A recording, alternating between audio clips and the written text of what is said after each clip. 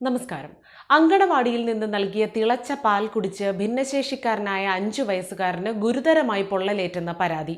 ഭക്ഷണവും വെള്ളവും കഴിക്കാൻ കഴിയാതെ 4 ദിവസമായി കോഴിക്കോട് ഗവൺമെന്റ് മെഡിക്കൽ കോളേജ് ആശുപത്രിയിൽ ചികിത്സയിലാണ്. മാനസിക വെല്ലുവിളി നേരിടുന്ന ജന്മനാ സംസാരശേഷി ഇല്ലാത്ത കുഞ്ഞാണ് ചികിത്സയിലുള്ളത്. തിളച്ച പാൽ ചൂടോടെ വായിൽ ഒഴിച്ചു നൽകിയെന്നാണ് കുട്ടിയുടെ ബന്ധുക്കൾ പറയുന്നത്.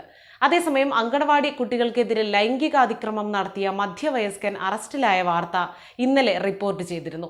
നാദാപുരം ചെക്യാട് പഞ്ചായത്തിലെ അങ്കണവാടി കുട്ടികളെ ലൈംഗികമായി ഉപദ്രവിച്ചു എന്ന കേസിൽ അങ്കണവാടിക്ക് സമീപം താമസിക്കുന്ന അശോകനെയാണ് വളയം പോലീസ് പിടികൂടിയത്. രക്ഷിതാക്കൾ വോട്ട് ചെയ്യാൻ പോയ സമയത്തും വിഷു ദിവസവും 2 കുട്ടികളെ വീട്ടിൽ വെച്ച് ലൈംഗികമായി ഉപദ്രവിച്ചെന്നാണ് പരാതി. 5 വയസ്സിൽ താഴെയുള്ളവരാണ് 2 കുട്ടികളും. അതിക്രമത്തെപ്പറ്റി അറിഞ്ഞ അംഗനവാടി ജീവനക്കാർ ചൈൽഡ് ലൈൻ പ്രവർത്തകരെ വിവരം അറിയിക്കുകയായിരുന്നു. ചൈൽഡ് ലൈൻ പ്രവർത്തകർ കുട്ടികളുടെ മൊഴി രേഖപ്പെടുത്തിയ ശേഷം പരാതി നാദാപുരം ഡിവൈഎസ്പിക്ക് കൈമാറി.